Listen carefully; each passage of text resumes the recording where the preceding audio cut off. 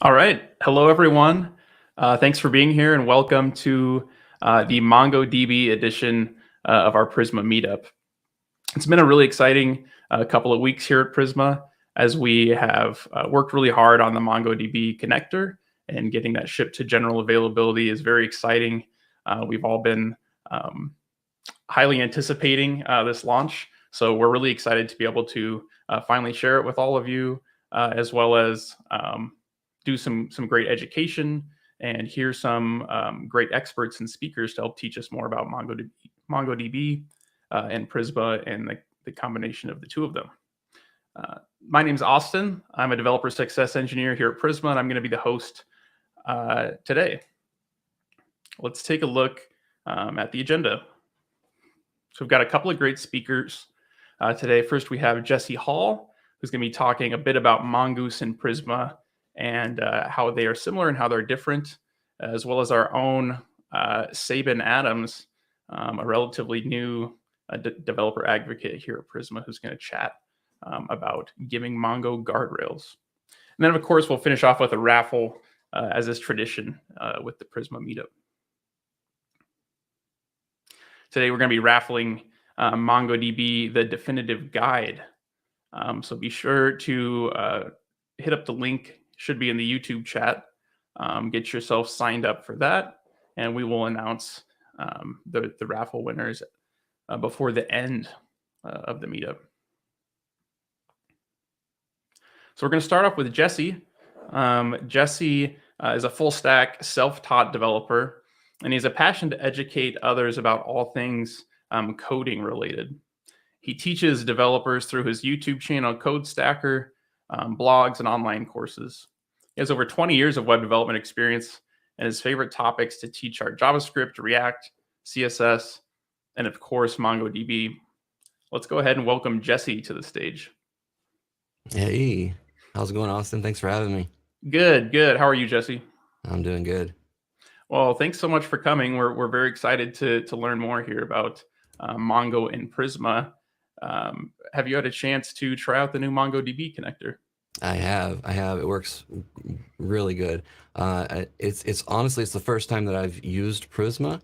And so even, going back to like using it with SQL and other things, I never used it with that. And so just using it with Prisma is such a breeze to set up your schema and the validations and mapping and all of that. It's just so easy to use.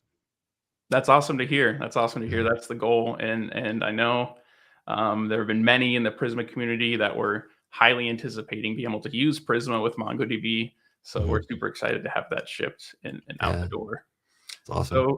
So Jesse, without further ado, I'll go ahead and give you the stage, and you can take things away. Awesome. All right. So we're going to talk about ORMs and MongoDB. So don't you love it when your data is inconsistent? You pull in the view count and you're expecting a number, but you get a string. Or you pull in the is published field and you're expecting a Boolean, but you get a string. Everything is strings. Or you pull in the email field, and everybody knows that you have to have an email in your email field, right? But it comes in undefined. Well, today we're going to talk about ORMs and MongoDB. Should you even schema? I'm Jesse Hall, Senior Developer Advocate at MongoDB. You might also know me from YouTube as Code Stacker. Let's look at our agenda. Today, we're going to look at why should we use an ORM or ODM? Why maybe should we not use an ORM? And then we're going to look at some differences between Mongoose versus Prisma versus the standard Node.js driver for MongoDB. So first off, why ORM? Why should we use an ORM?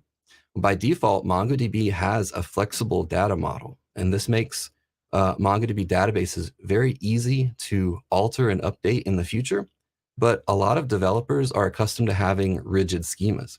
See, schemas help us to keep our data uniform and consistent over time. So you should use an ORM if you want to create and enforce a schema for your data upfront, or if you want data validation, or maybe you're just in a hurry, or maybe you don't know or you don't want to know MongoDB queries and aggregations thoroughly. So ORMs help us to set minimum values, default values, required fields, and other validations. ORMs support both built-in and custom validations by default. And so let's look at some reasons now why we might want to avoid an ORM. Maybe you have very simple data structures, maybe so simple that a schema is not needed. And maybe a schema is just going to be overkill. Or maybe you don't care about your data structure, or maybe your data is undefined or variable. Maybe it's changing. Maybe you're creating an MVP, or a minimum viable product, and you're not quite sure what your data structure is going to look like yet. So maybe an ORM is not needed at the beginning, and then once you solidify your data structure, then maybe implement an ORM. Or maybe you require complex database queries. See, ORMs abstract functionality from the underlying native MongoDB drivers, and in doing so, the API is typically not 100% equivalent to the driver query capabilities, maybe not an exact one-to-one. So there could be some edge use cases where the native driver still needs to be used. But these are not the typical use cases. ORMs will work for the vast majority of use cases. So user surveys, metadata, download traffic, all of these things have led us to believe that more than half of JavaScript users for MongoDB are using an ORM of some kind. But that leaves about 42% of MongoDB JavaScript users that are not using an ORM, as far as we can tell and as far as they're willing to admit. So there's nothing wrong with vanilla ice cream. But why is this? Probably because they need just very simple CRUD functionalities, or maybe they don't care about or need uniform data, or maybe they need the flexibility that MongoDB alone provides, or they could be struggling with issues that an ORM could help them to solve. So let's take a look now at two popular ORMs, Mongoose and Prisma, and we're going to look at a comparison of code snippets from these. And we're going to look at the standard CRUD functionality, create, read, update, and delete. We're going to look at some examples of that. So first off, we have the Prisma create here. And in Prisma, this is what it looks like. We're going to await prisma.user.create, and then we pass in a data object. And that's defining the data that we want to use to create our document. We have a name field and an email field. So very descriptive. We can see what exactly is going on here very easily, very easy to read. And let's take a look at the difference here with Mongoose. So in Mongoose, we're using the user model and the create method on the user model to add our data. And we're just passing that data directly into the create method. So the main difference here is we have our data object clearly defined in Prisma, whereas in Mongoose, we're just passing it straight in to the create method. So very minor difference there. Let's move on to the read. So in Prisma, we would await prisma.post.findMany, and then we have a where object, a subject object, and then contains hello world. So again, Prisma is very verbose and descriptive, very easy to read. We can clearly see that we're going to find many documents where the subject contains hello world. So super easy to read. Let's now take a look at the Mongoose example, and you're going to notice here that this is much more concise. You see that it's going to await post.find, and then we pass in the query, which is a subject of hello world. And so the differences here, again, Prisma is very easy to read. It's very descriptive, especially when you don't know the MongoDB query API already. Mongoose is more in line with the query API. It uses a lot of the standard MongoDB query methods, and it's much more concise. So there's a lot of give and take here. Let's move on to the update. We have for Prisma, await prisma.user.update, where the ID is 2, and then the data that we want to update is we want to change the name field to Alicia. So again, very easy to read. We can clearly understand what's going on here. For Mongoose, in this example, it's not using a native MongoDB query API method. It's using a custom Mongoose method called find, one, and update. And then this accepts 2 arguments. The first argument is the query, the query that we're going to use to find our document. So we're going to look for the document with an underscore ID of 2. And then the second parameter is what we want to do with that data. What action do we want to take on that data? So in this, we're going to use the standard MongoDB $set operator to set the name to Alicia. So again, if you don't know the MongoDB query API, Prisma is super easy to understand what's going on. Mongoose is more in line. It uses a lot of the standard MongoDB methods like the $set operator. And then let's move on to the last example, our delete method. So here we have await prisma.user.delete, where the ID is 10. Again, super easy to understand what's going on. In Mongoose, we're going to await user.delete1, which is a standard MongoDB method.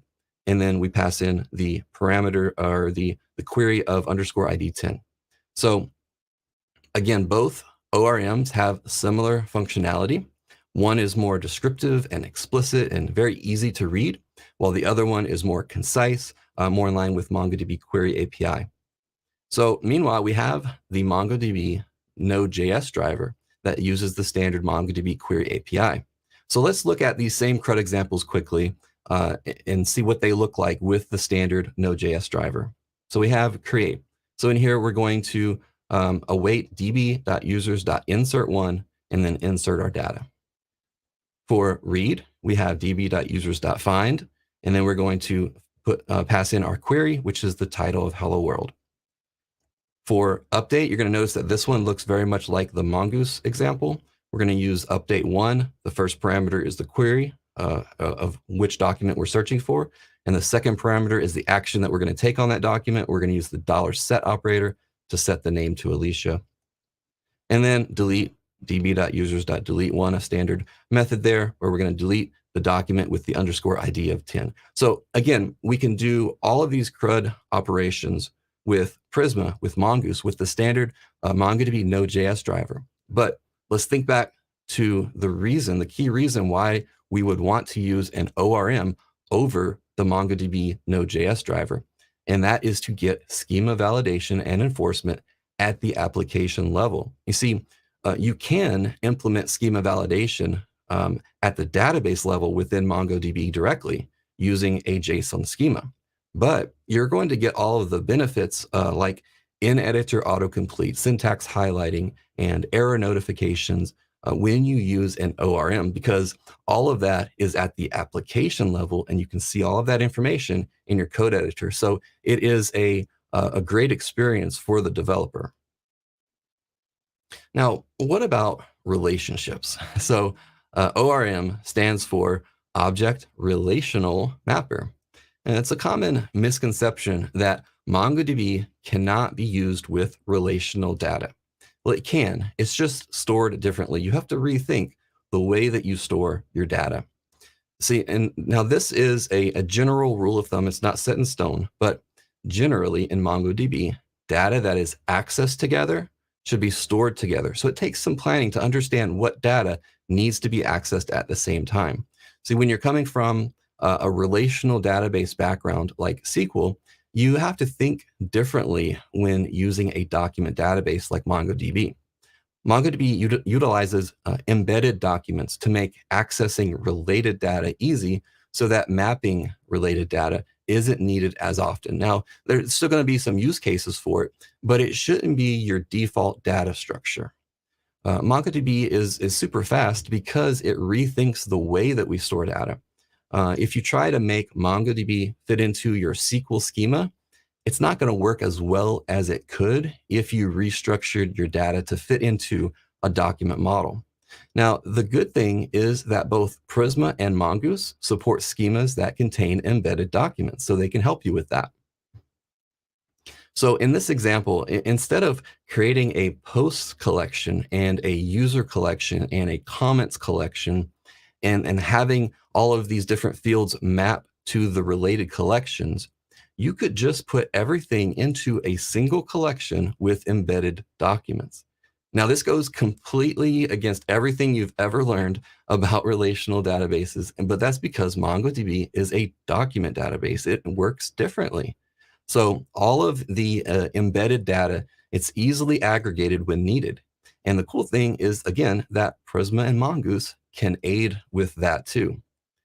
So the bottom line here is if you care about the data that you need to implement a feature, if you want to clearly define the structure of your data at the application level, or if you refuse to or just can't spend the time to figure out MongoDB queries and getting the results exactly how you want them, or maybe your team needs some constraints to ensure integrity and quality of your data over time. Maybe there's multiple databases going on here and you need a single source of truth.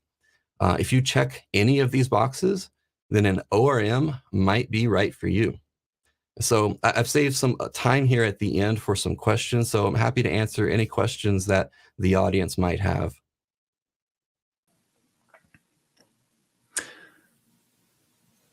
Yeah, Jesse, great job. That was awesome. Yeah, I don't see any specific questions from the audience. Oh, we maybe have one.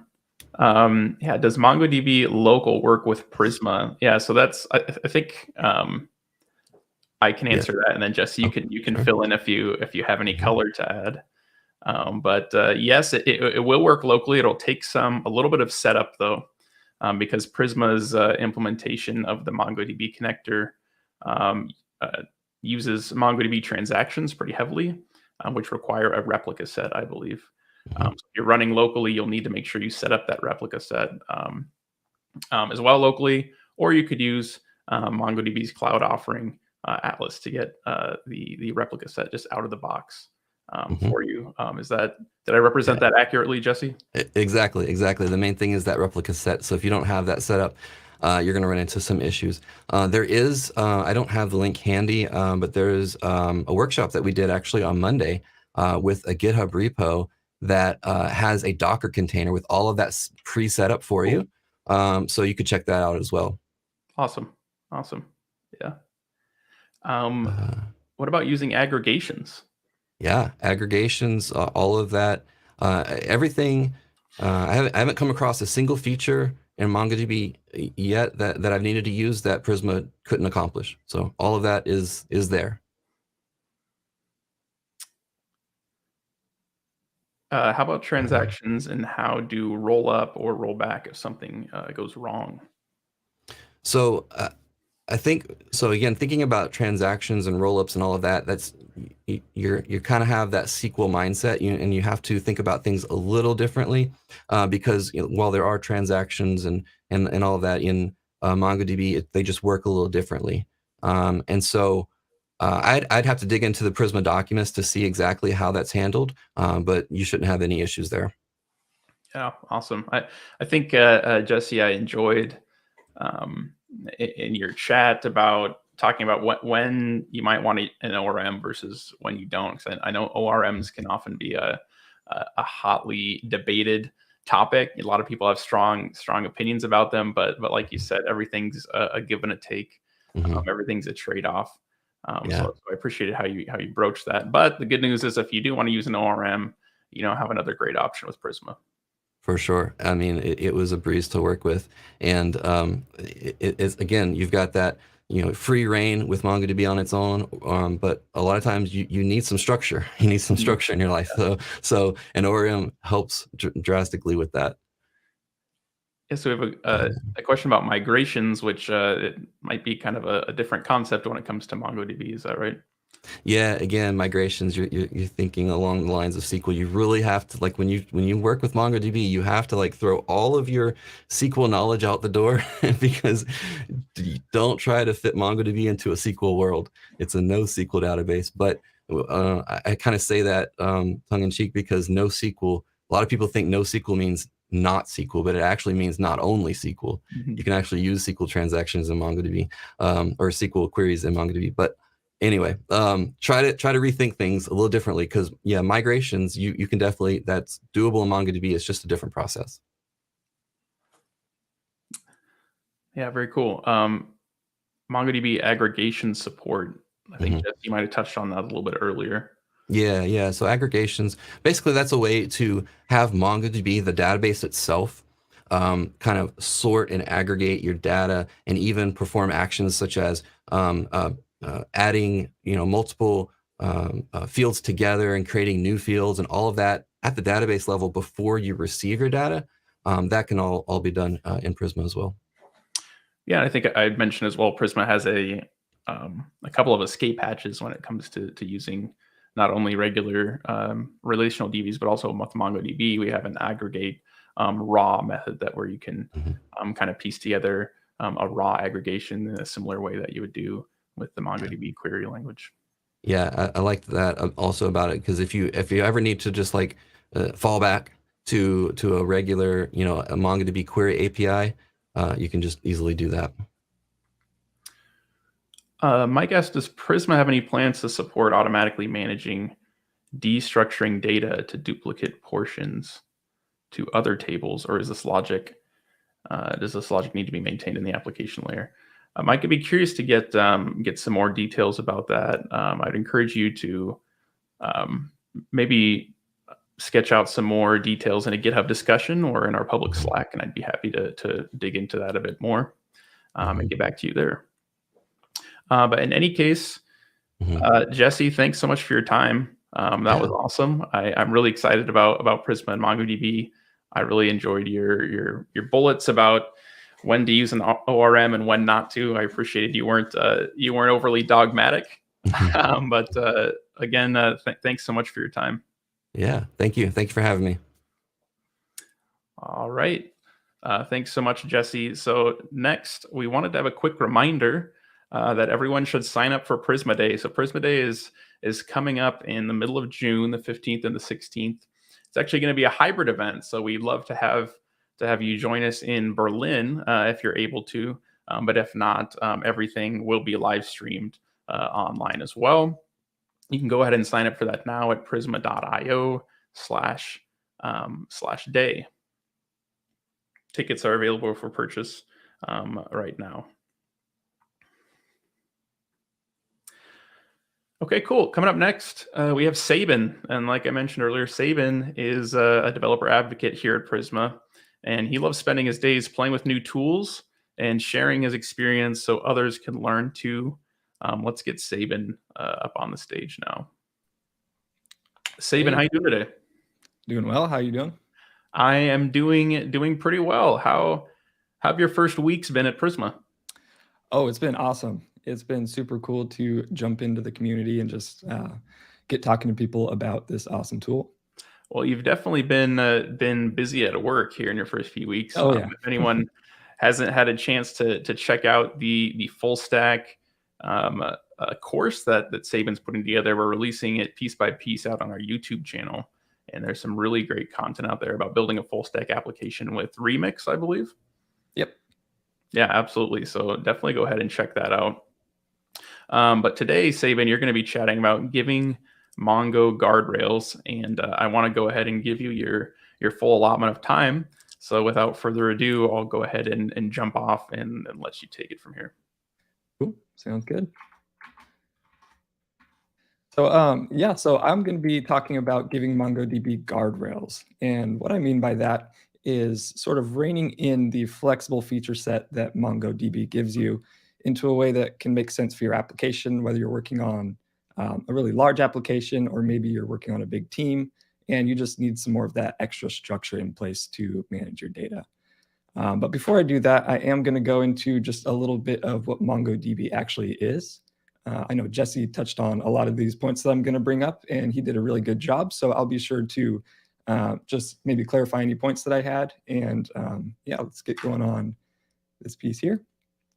So MongoDB is a schemaless database, which means you are not in any way tied to a specific structure with your data. Pretty much any data you send to MongoDB, as long as it's in a valid JSON format and as long as it has valid types, can be stored in this database. And you have the power to sort of decide how you want to structure that data.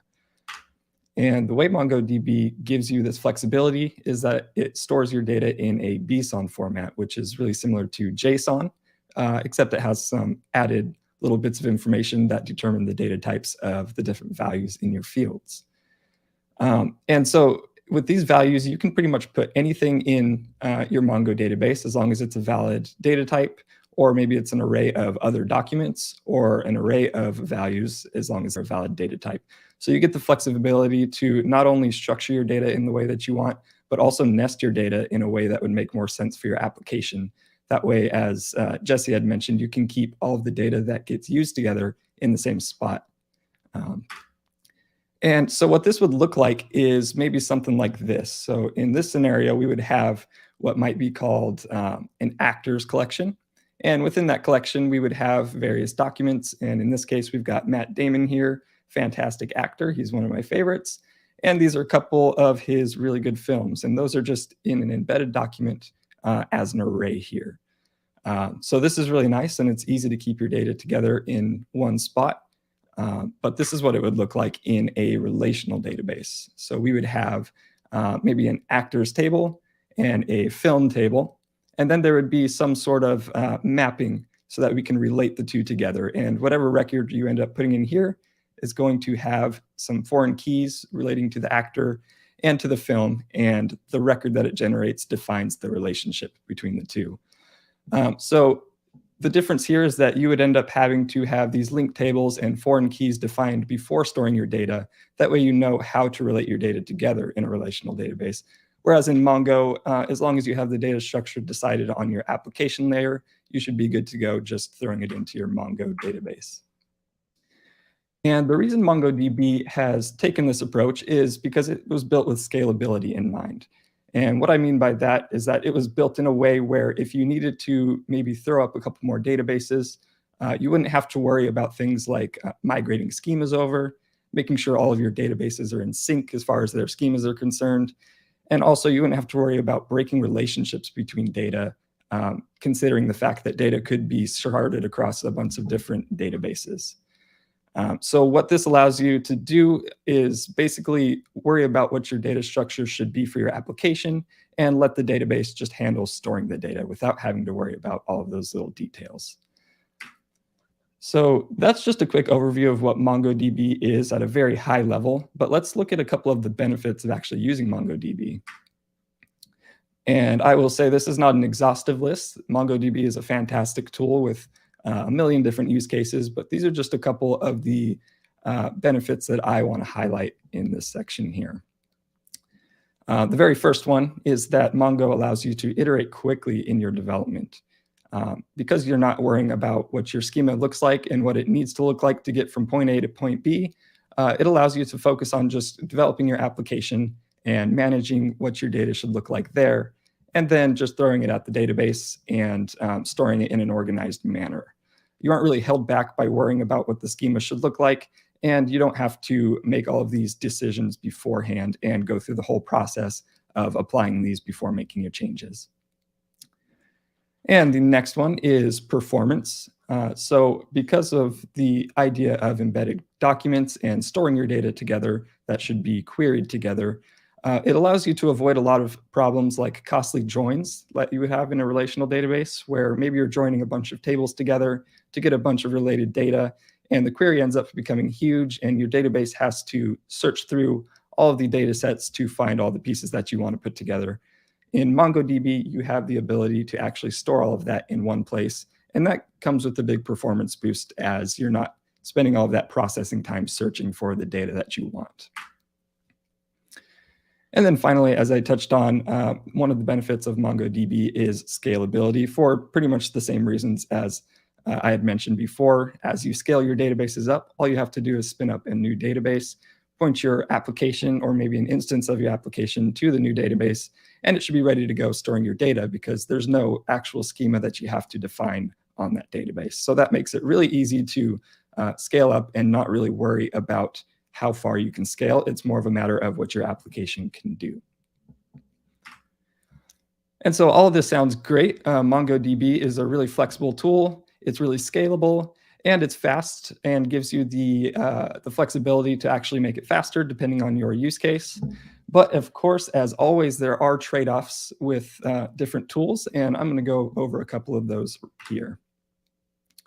So the very first one, I like to call it growing pains. And what I mean by growing pains is that when you first start off a project, you may be familiar with the really simple data structures that you have. Maybe you only have a couple of collections set up, and the data in those collections isn't necessarily that crazy. So managing your data structure is really easy, and it's not a whole lot to keep in your head. So as a developer, you can manage it in your code and not really have to worry too much about it. But what happens when your team starts to grow and then your application starts to grow along with it? And with all of that comes new team members jumping into the projects, maybe different people touching collections and different documents, adding and removing fields, maybe changing fields. All of this stuff can combine and end up causing what I like to call growing pains. And the reason it's a pain is because you have the potential to run into the problem where you don't really know the state of your data at any given time. With a more traditional relational database, you would be able to pop open your schema or maybe just introspect your schema and take a look at what data should be where and what it should look like at this point in time. Whereas with MongoDB, you actually have to consider the state of your data as it has changed over time. And that leads to this point here, inconsistent data. And what this has to do with is basically when you are setting up your MongoDB data initially, you might have a specific data structure that you're following. And then as the shape of your data changes and you add records with the new changes, you now have data in one format and data in a second format. And depending on how you've built your application, you may need to actually account for these changes. Otherwise, it could cause problems. So when using a document store database like MongoDB, you have to make sure to account for these potential changes or make sure that your processes are in place to update old data as needed. And because of this, that puts the pressure on you to keep up documentation. I know I've worked in a couple large projects with MongoDB, and jumping into those projects at sometimes was pretty difficult because there weren't a lot of documents showing where the data should be, why it's stored where it is, and how specific data relates to data in maybe other collections. Where, as I've said before, in a relational database, you'd be able to pop open your schema, check out the foreign keys and constraints, and sort of start to piece together in your head where things go. So when using a database like MongoDB, it becomes up to you, whether it be in your code or in maybe a separate documentation tool to keep up docs on how to manage your data. And the last point I'll go into here is referential integrity. So referential actions are actions where basically if a child piece of data can get updated by something that happens to a parent. So for example, in our case where we had actors and films, let's say an actor had a bunch of different films and those films only relate to that one actor. We want to consider the option of what if the actor gets deleted, and then what happens to those films? Are they just stale data? Do they just sit around not really ever getting accessed because there's no related data to it? So why would anyone need to access that data? This is what's called referential integrity. And with MongoDB, there's no native way to actually handle this problem. And so that becomes an issue as your application grows and more changes are made. So what I want to talk about mostly in this talk, though, is how Prisma can solve a lot of these problems and actually make it pretty easy to handle these in an elegant way.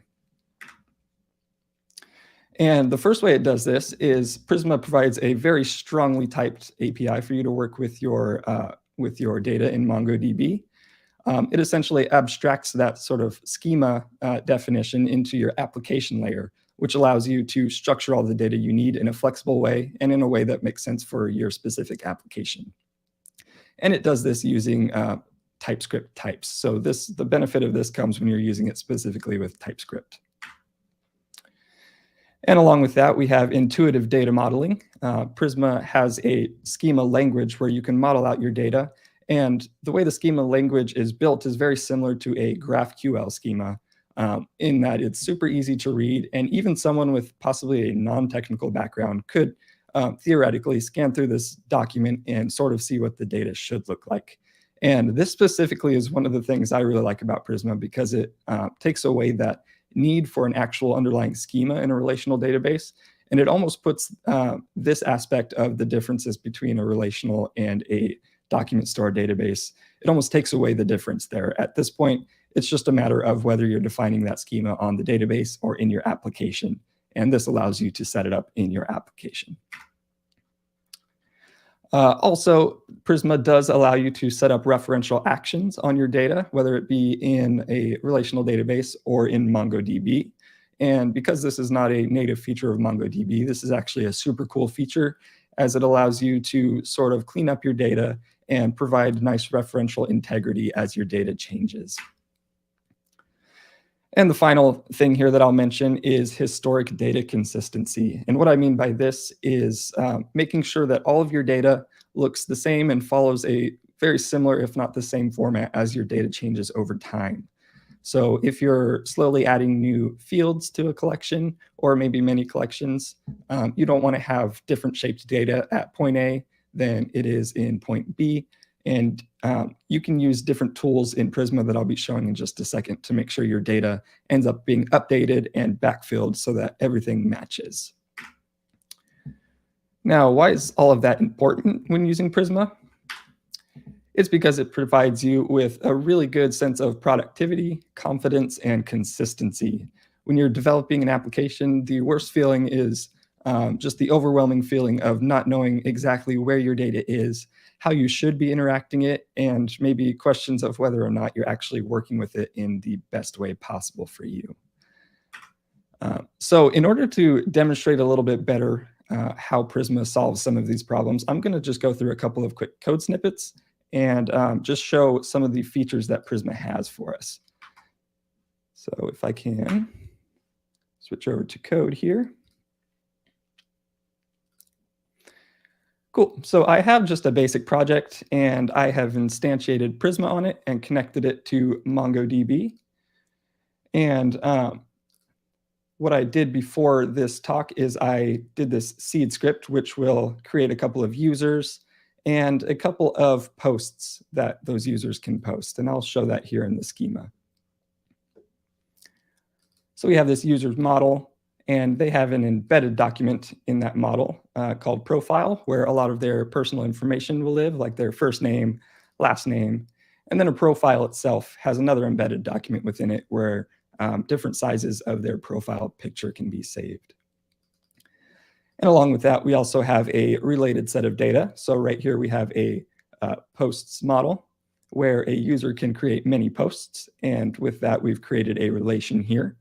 And one of the things I want to point out is how simple this Prisma schema makes it to set up your relations within MongoDB and provide it sort of a structure that's easy to read as you're just scanning through this document.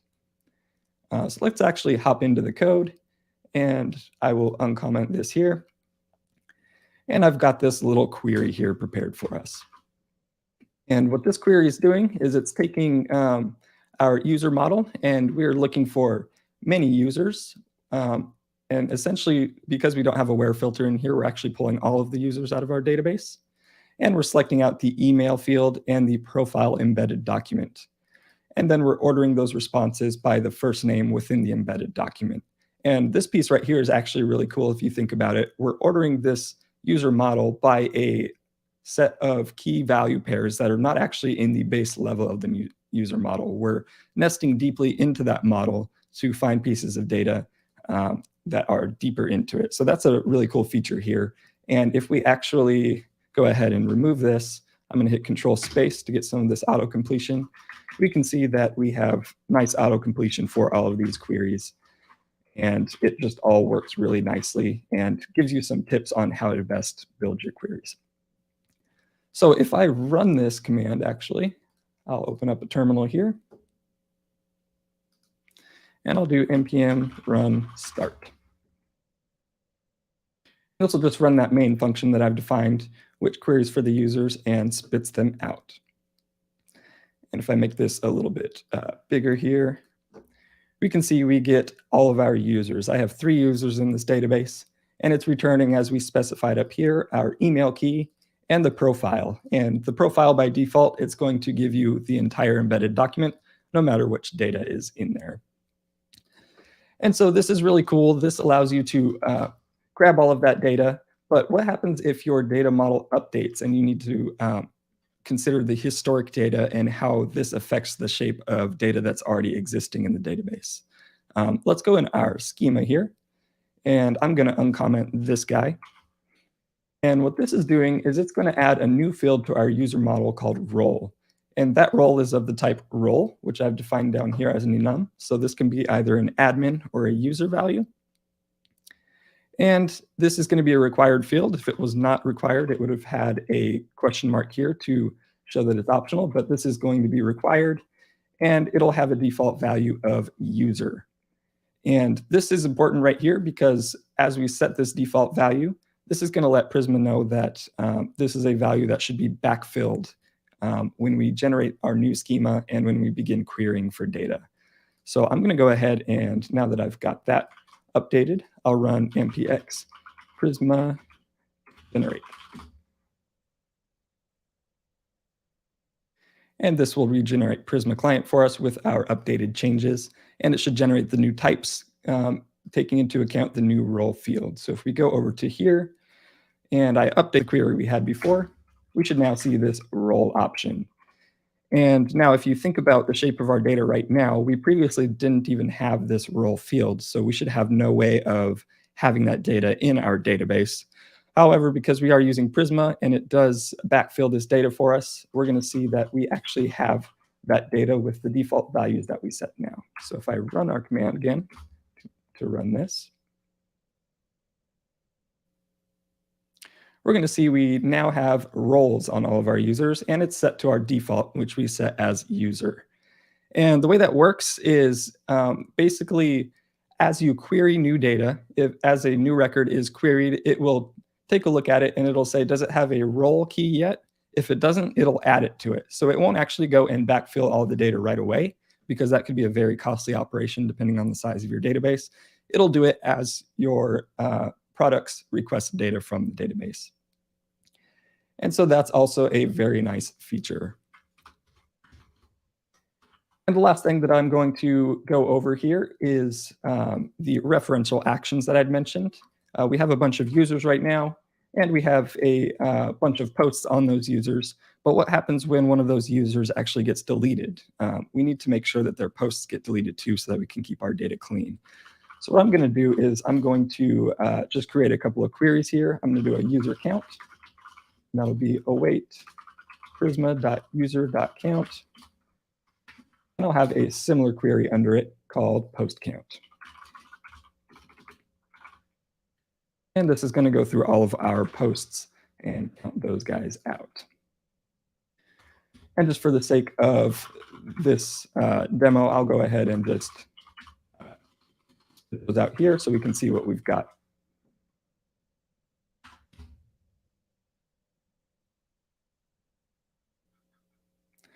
So running this, we can see we have 3 different users and we have 3 different posts.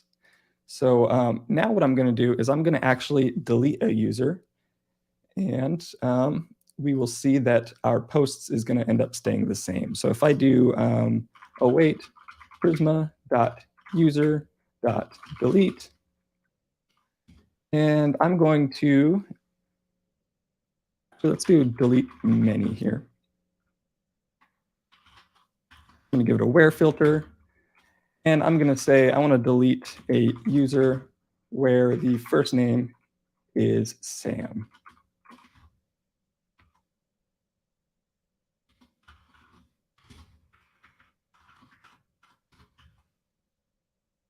I'm not sure what's going on here.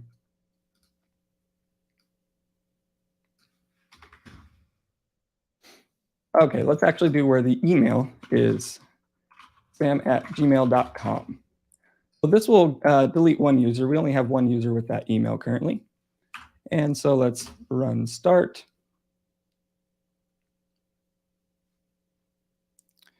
And then if we actually get rid of this delete statement here and we run this again, we should see that our count has updated.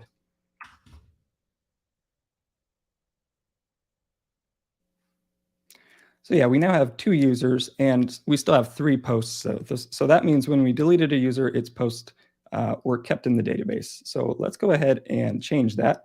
And to do so, we're going to go into the relation on the posts model.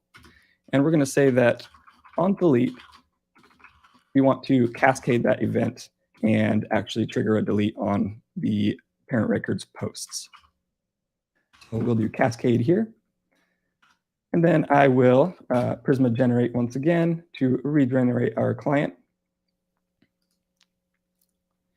And now if I come up here and find another email, I will delete another record. So we'll do, I think I could back up here. And we'll do jim@gmail.com. And I'll move these queries down underneath the delete so that it will have the latest data when we run them. And then I'll start this.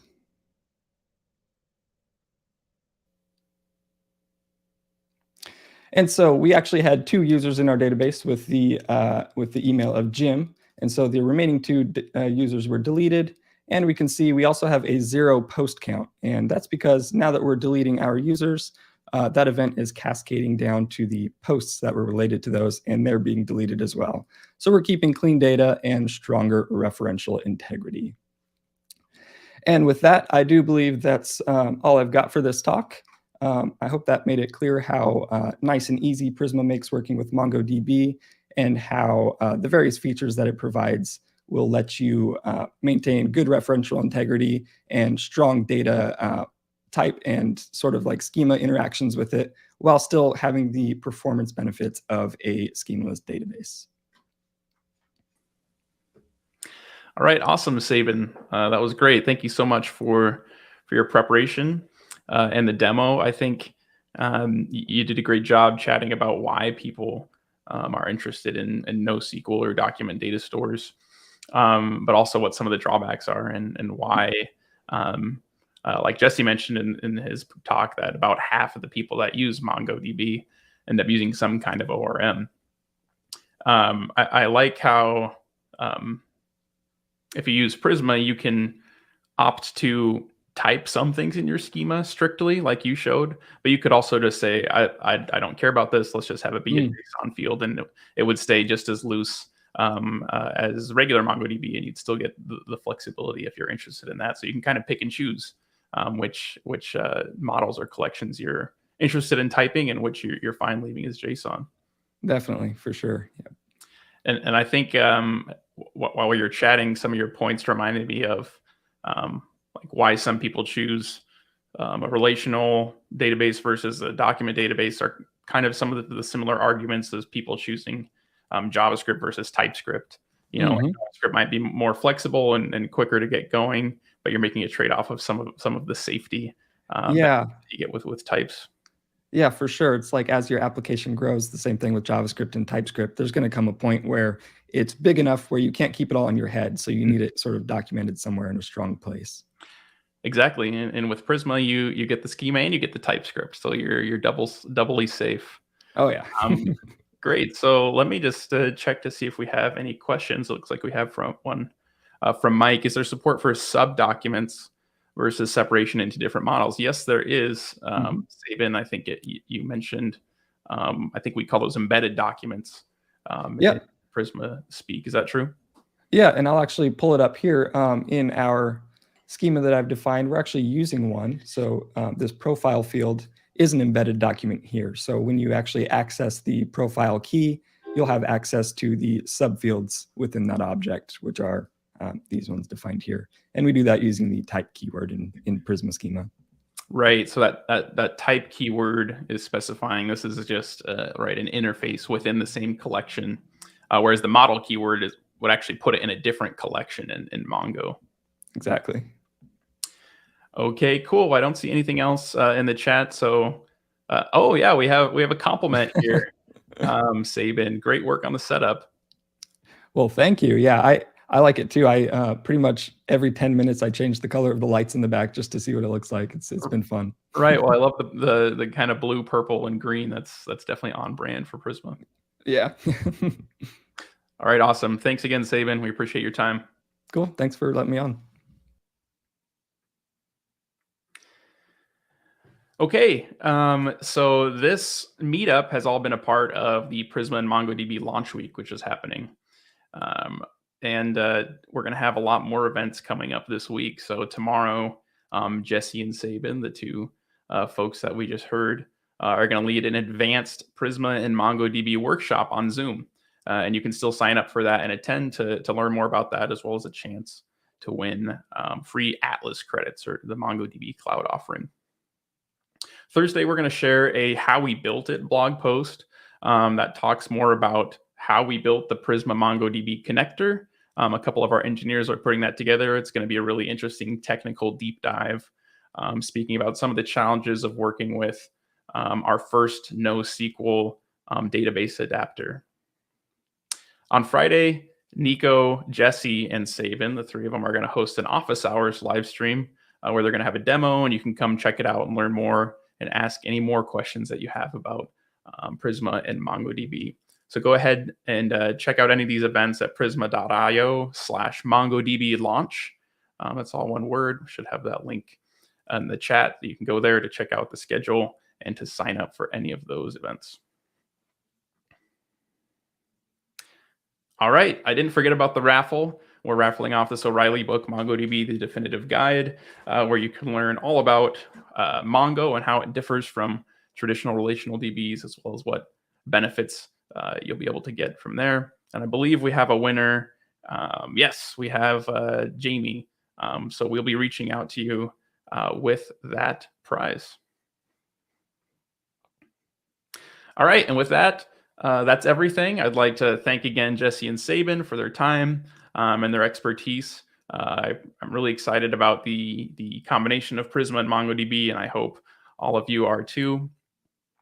For any upcoming events, again, check out that prisma.io/MongoDB launch week, as well as prisma.io/events. Make sure to sign up for Prisma Day. And with that, I think that's everything. Thanks so much. I'll see you next time.